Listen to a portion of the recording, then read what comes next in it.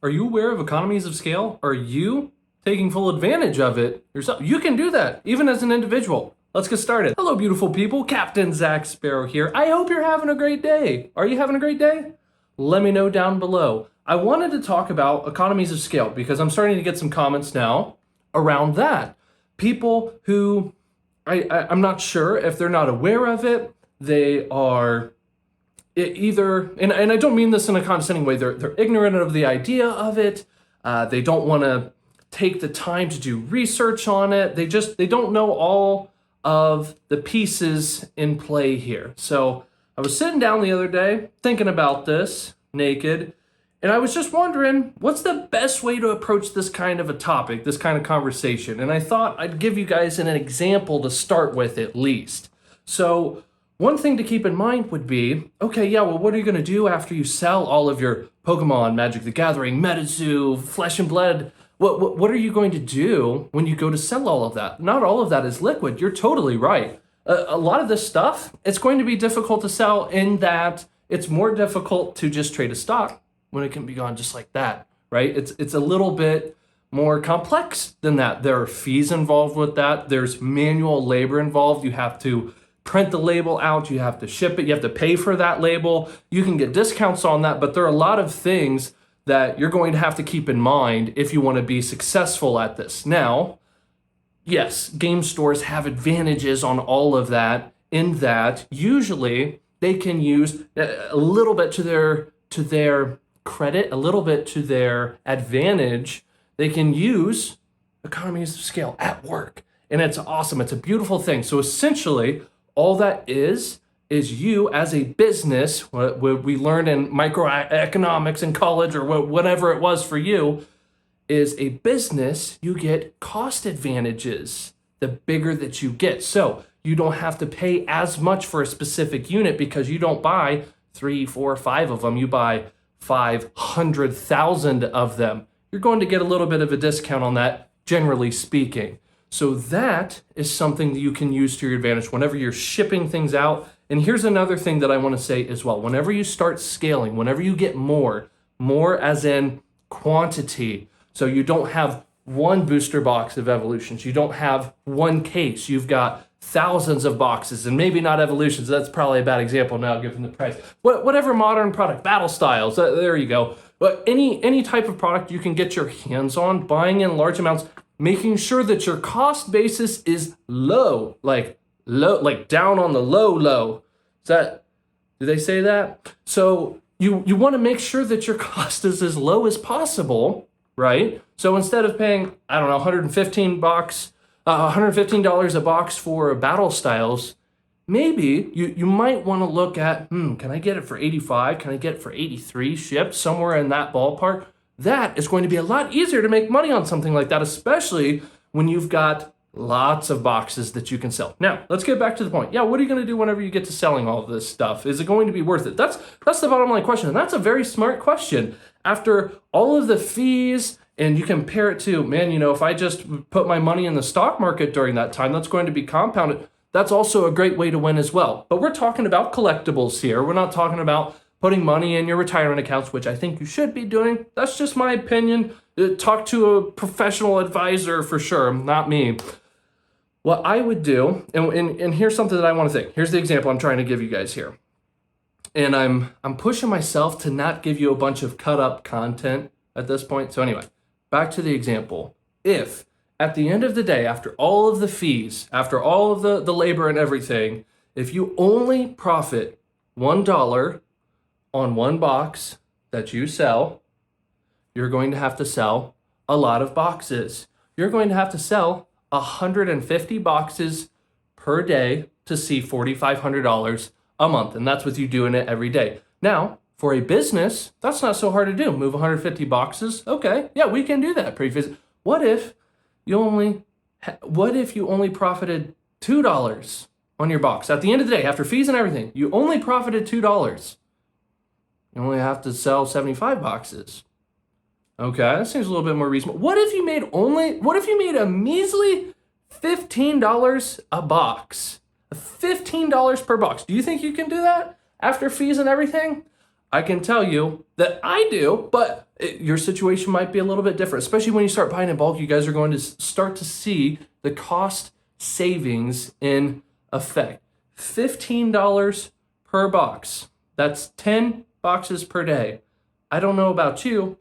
Me as an individual, I can sell 10 boxes per day. I've done that before. Can you slap a label on 10 boxes per day and make over $50,000 per year? I don't know, man. It sounds like a tough sell. Now, I totally get it. A lot of people don't have 10, 15 boxes per day just sitting around that they can sell every single day, day after. Start stocking up, guys.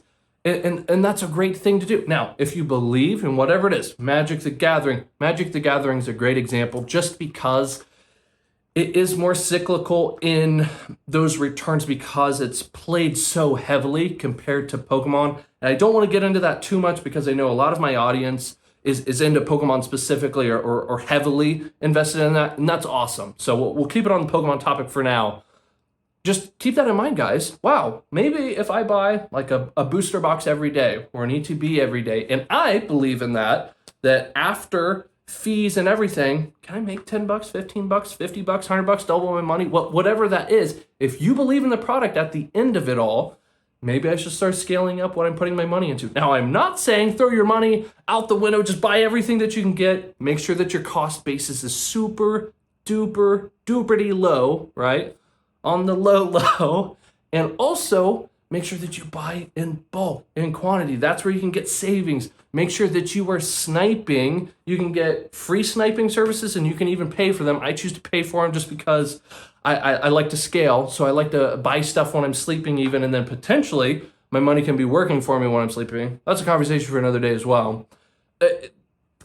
Is this making any sense? I feel like I'm beating the same drum over and over again, but I know this is going to bring value to some people here. Remember, even if you only make $1 on the box, at the end of the day, that's $150 boxes a day.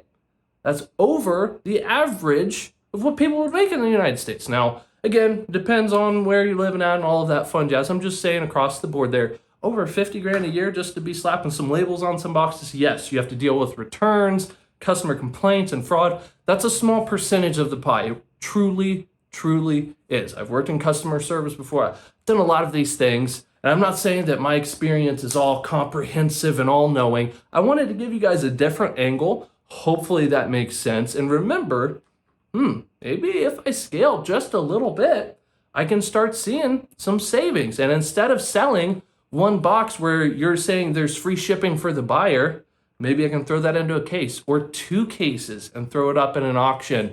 And then I can save on my shipping for that and get savvy on, okay, how do I make these boxes lighter? Oh, wow, I didn't know. What is it called there? It's not the USPS, it's the Pirate Bay, pirate labels. I don't know, something piratey there with the shipping and stuff. It's pirateship.com. I actually had to get up and Google it. I totally forgot the name of it. Here's another tidbit I want to throw in here that's not as relevant, but I feel like it's relevant enough at least.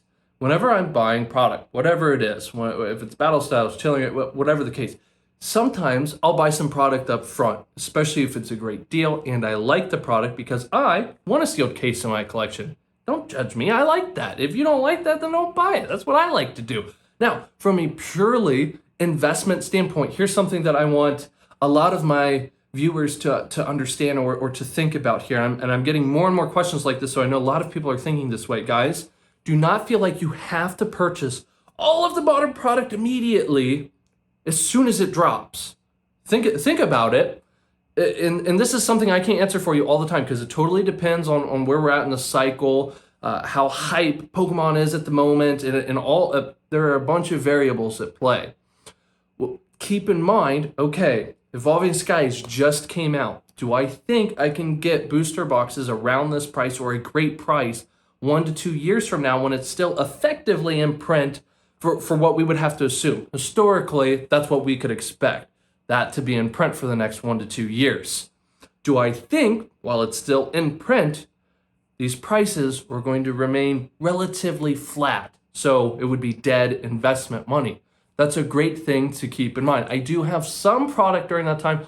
I personally like to wait 1 to 2 years. And again, there's so many variables, so many situations where this can change, and it totally depends on the timing of the market. And we can have conversations around that, and I'd love to make videos on that for you guys. Keep that in mind. Don't feel like you have to get burnt on everything. Celebrations now, I know people are going hot over that. Yes, the Pokemon Center exclusive ETBs, probably not going to see a ton of waves of those. That's just my best guess. Your guess is just as good as mine.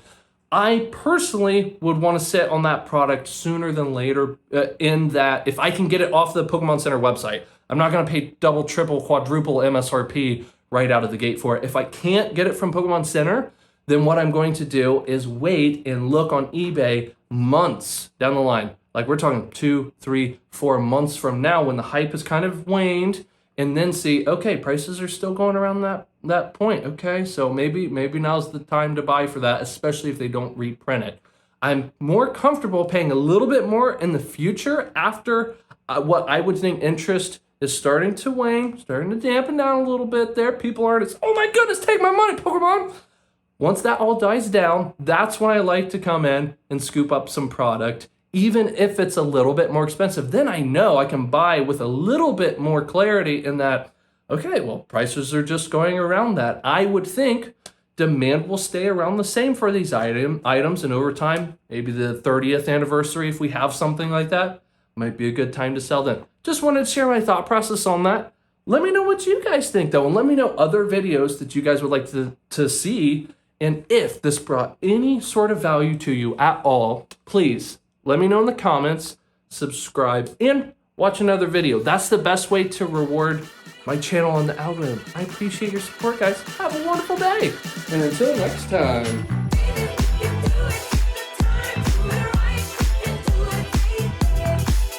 I did scoop up some Pokemon Center exclusive ETBs.